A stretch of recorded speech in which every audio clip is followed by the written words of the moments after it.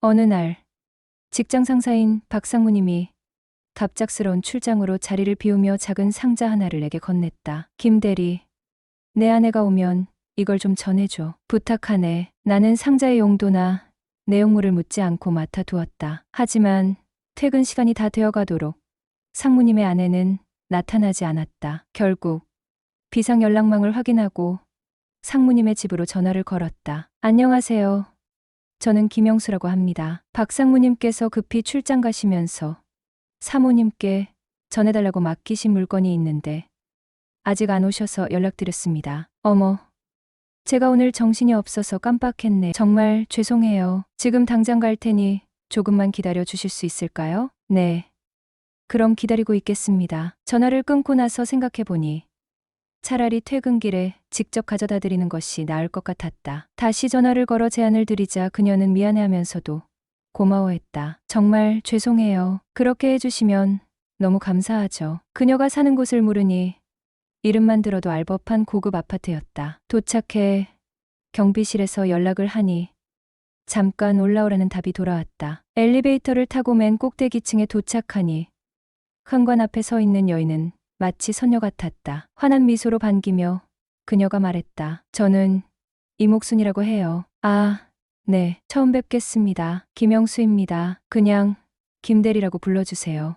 그녀가 직접 소개하지 않았다면 절대 상무님의 아내라고 생각하지 못했을 것이다. 박상무님은 50대 중반을 넘긴 분이었지만 앞에 서 있는 여인은 30대 중반 정도로 보였다. 나와 동갑이거나 한두 살 차이일 것 같은 젊고 우아한 분위기였다. 그녀는 환하게 웃으며 말했다. 영수 씨, 일부러 퇴근길에 들러주셨는데 그냥 보내면 예의가 아니죠. 급한 일 없으면 잠깐 들어와서 차라도 한잔하고 가요. 그녀의 초대에 잠시 망설였지만 이미 여기까지 온 김에 감사의 인사 정도는 받는 것이 맞겠다 싶었다. 그리하여 못 이기는 척하면서 상무님 댁이 궁금하기도 하고 그래서 들어가 보니 깔끔하면서도 세련된 살림살이가 처음 보는 사모님의 외모에서 나타나는 고귀함, 세련함 등등 절실히 묻어나 있는 것 같았다. 하지만 나는 그 자리에서 느껴지는 어딘지 모를 무거운 분위기와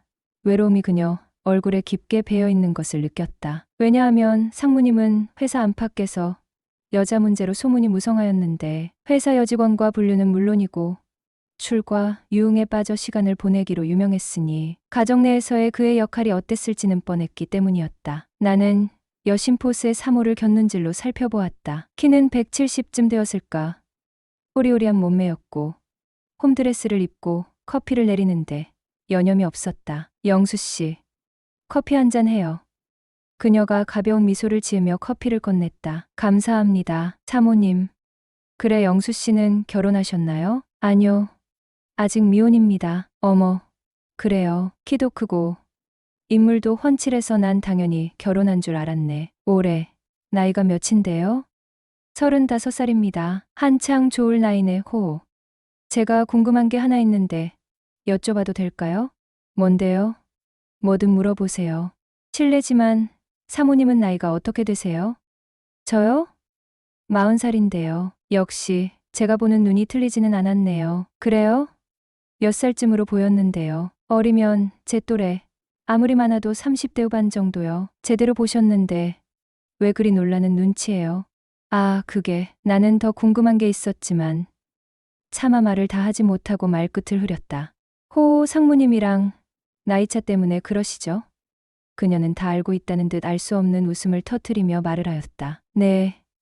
아빠와 딸뻘인데 순간 아차 싶었다. 나도 모르게 속에 있던 말이 툭 튀어나오고 말았다. 이게 아닌데 사모님 죄송해요. 제가 말 실수를 한 것 같아요. 아니 괜찮아요. 저희 재혼했어요. 상무님이 4년 전에 원래 사모님 교통사고로 저 세상 보내고 작년에 정식 결혼식은 안 하고 혼인신고만 하고 살고 있어요. 그 얘기를 듣고 나는 역시 남자는 능력이 있어야 하는구나. 노총각으로 살아가는 내 인생에 다시 한번 회의감을 느끼는 순간이었다. 박상무는 늙은 나이에 땡 잡았구나 생각하며 사모를 살펴보았다. 무슨 사정으로 상무와 재혼을 했는지는 몰라도 참 50대 중반 늙은이와 살기에는 너무나도 아까운 여자란 생각이 들었다. 영수 씨, 근데 오늘 제가 한 말들은 모두 비밀로 해주셔야 해요. 그럼요. 당연하죠. 저 이래 봐도 입 무거운 남자입니다. 영수 씨가 편하게 느껴지나 봐. 나도 모르게 별 이야기를 다 해버렸네요. 그게 어쩜 사모님 마음속 깊은 곳에서는 누군가에게 하고 싶었던 얘기였는지도 모르죠. 그런가. 어쩜 그럴 수도. 그녀의 눈빛에서 외로움을 느끼는 순간이었다. 커피를 다 마시고 집을 나서는데 그녀는 엘리베이터 앞까지 나와 배웅을 하는데 그날의 만남은 나에게 큰 여운을 남겼다. 사모님을 다시 보게 된 것은 그로부터 한 달 후 백화점에서였다. 여자친구 생일 선물을 구입하고 나오던 중 맞은편에서 오는 늘씬한 어느 여인과 마주쳤다. 어머, 영수 씨. 너무나 특별한 우연이랄까. 그곳에서 선녀를 다시 만나게 될 줄이야. 바로 상무 사모님이 아닌가. 두 번째 보는 얼굴인데 집에서 볼 때와 전혀 다른 외모 더 세련되고 완숙하게 보이는 그녀. 의아해하는 나에게 그녀는 선글라스를 벗으며 가벼운 목례를 한다. 브라이트 그레이 컬러의 비즈니스 정장의 실크 브라우스에 검정색 스타킹으로 가정주부로 보이지 않는 젊은 직장 여성의 모습이었다. 홈드레스를 입었을 때와는 전혀 딴판이었다. 그녀는 택시를 기다리고 있었다. 사모님, 타세요. 제가 모셔다 드리겠습니다. 그녀를 태우고 강변을 달리기 시작했다. 약간의 여유가 생기자 뒷좌석에 앉아있는 그녀를 힐끗힐끗 보며 자세히 관찰했다. 대단한 미인이었다. 영수 씨랑 저랑 보통 인연은 아닌 것 같아요. 그쵸? 네. 그러네요. 강변을 따라 달리는 동안 우리는 가벼운 대화를 나누었다. 서로에 대한 근황을 잠시 이야기하였지만 그 대화 속에는 서로에 대한 호기심과 감정이 얽혀 있었다. 다시 한번 만나니 더 반갑다고 시간 되면 집 근처에서 식사 어떠냐는 제안에 내가 마다할 이유 없지 않은가 말이다. 버섯을 주재료로 하는 고급 음식을 시켜놓고 좀 기다리는 시간에 지난번에 고마웠고 또한 자기 남편이 고마워하더라면서 이말저말 대화를 하는데 아참, 오늘 상무님께서 미국 출장 가셨죠?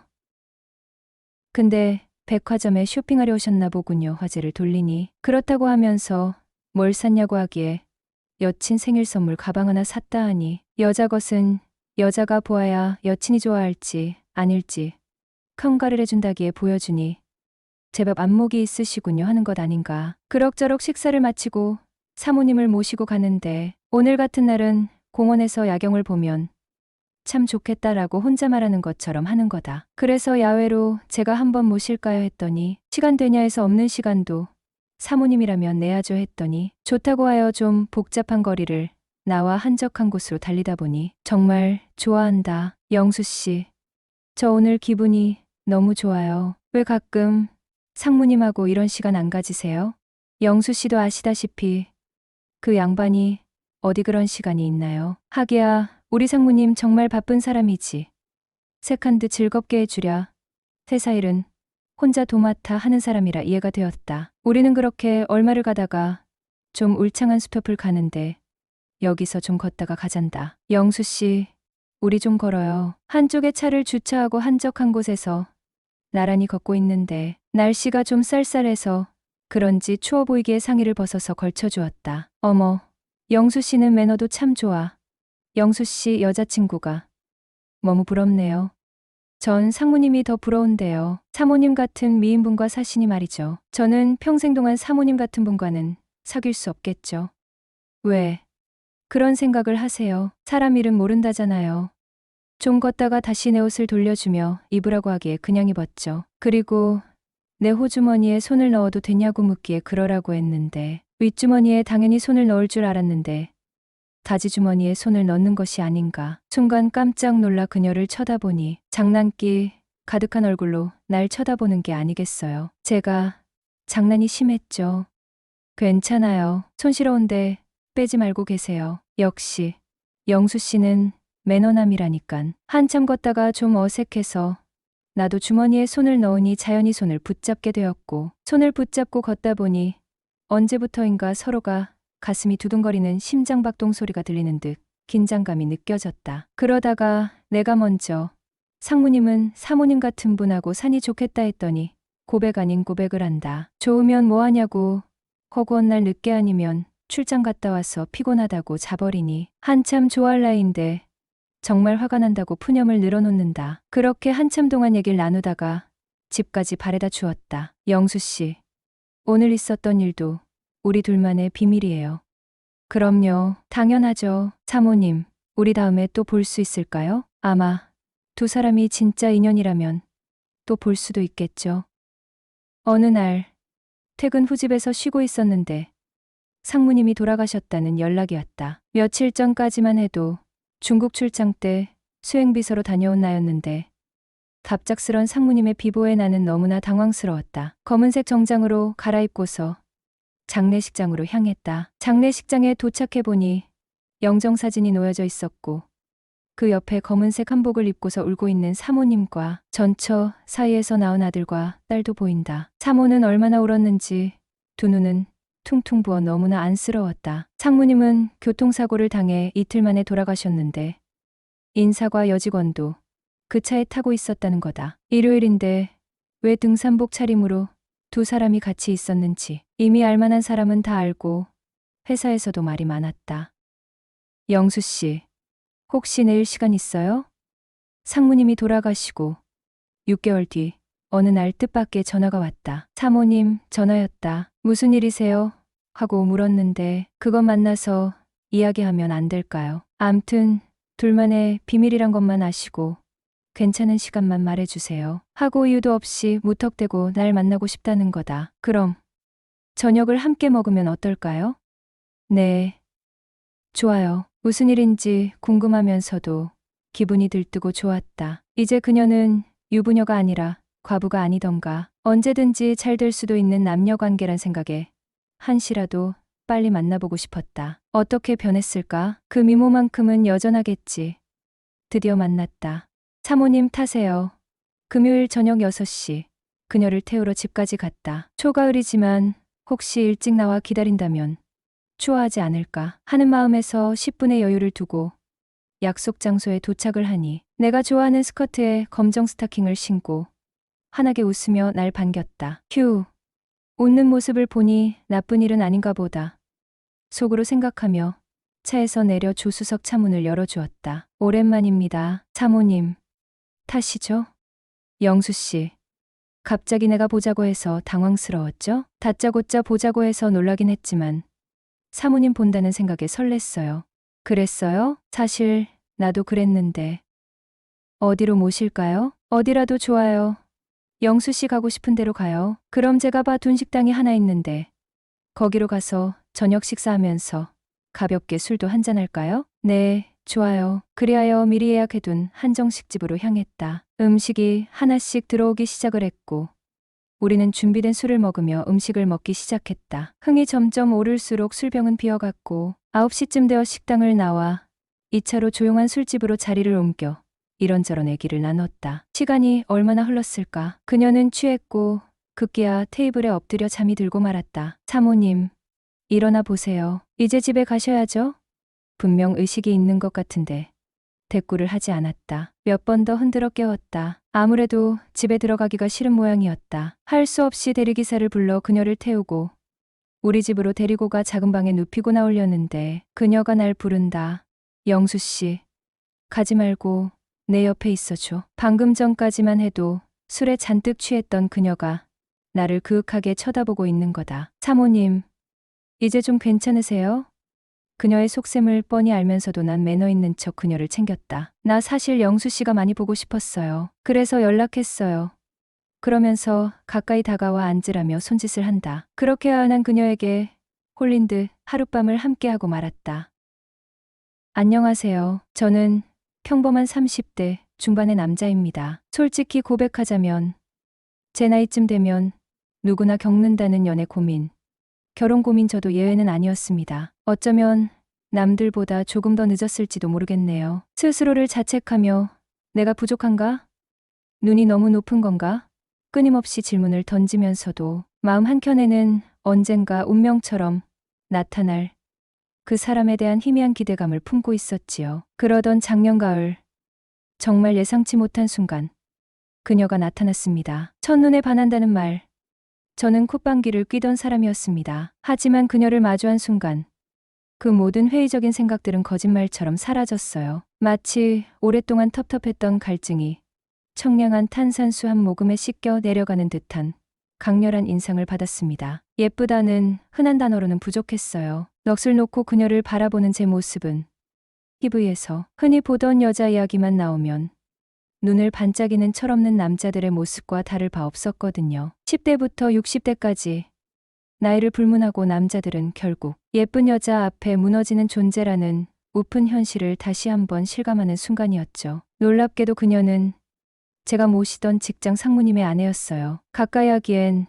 너무나 먼 당신, 감히 넘볼 수 없는 존재라고 생각했었는데 제 마음은 이미 걷잡을 수 없이 그녀에게로 향하고 있었어요. 저 여자를 내 여자로 만들고 싶다. 본능적인 욕망이 끌어올랐거든요. 그리고 얼마 후 상무님께서 갑작스러운 사고로 세상을 떠나셨다는 비보가 들려왔습니다. 그녀는 홀로 남겨졌고 저는 마치 기다렸다는 듯이 그 틈을 비집고 들어가 그녀에게 다가갔습니다. 그녀의 슬픔을 곁에서 조용히 위로하며 마치 운명처럼 자연스럽게 그녀의 삶 속으로 스며들었죠. 계속해서 카톡을 보냈거든요. 그녀를 내 여자로 만들기 위해. 정말이지 수단과 방법을 가리지 않았어요. 2달이라는 짧은 시간 동안 저는 기적처럼 그녀를 제 옆에 두는 데 성공했습니다. 지난 6개월은 꿈만 같았습니다. 세상이 온통 핑크빛으로 물든 듯했고 매일매일이 설렘과 행복으로 가득했습니다. 과거 만났던 어떤 여자친구들에게도 느껴보지 못했던 강렬한 감정이었죠. 저는 그녀에게 최선을 다했어요. 세상 모든 것을 다 줘도 아깝지 않다는 마음으로.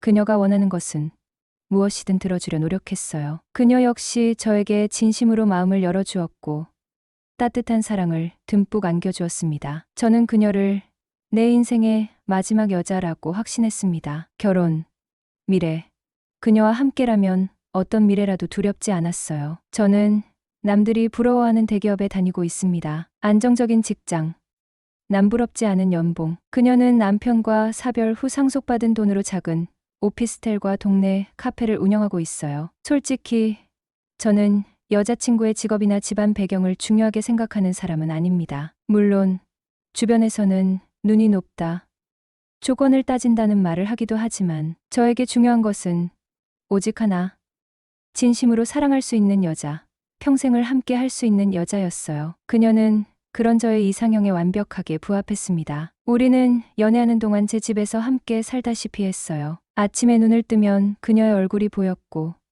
저녁에는 함께 밥을 먹고 밤에는 따뜻하게 서로를 안고 잠들었습니다. 마치 신혼부부와 다름없는 행복한 일상이었죠. 자연스럽게 결혼 이야기가 나왔고 서로의 미래를 약속하며 더욱 깊은 사랑을 키워나갔습니다. 그러던 어느 날 결혼 준비를 하면서 자연스럽게 그녀와 상무님의 결혼 생활에 대한 이야기가 나왔어요. 저는 호기심 반, 진지한 반으로 그녀에게 물었어요. 상무님과는 어떻게 결혼하게 된 거예요? 그녀는 한참을 망설였습니다. 얼굴에는 복잡한 감정이 스쳐 지나갔어요. 침묵 끝에 그녀는 떨리는 목소리로 입을 열었습니다. 더 이상 영수 씨한테 거짓말하고 싶지 않아. 그녀는 숨을 깊게 들이쉬고 마치 무거운 짐을 내려놓듯 자신의 과거를 털어놓기 시작했습니다. 그녀는 상무님 단골가게 아가씨였어요. 소위 말하는 예전에 잘 나가던 템프로 출신이었는데 결혼을 하면서 그만두었다가 3년 전 이혼하고 어찌어찌 하다 보니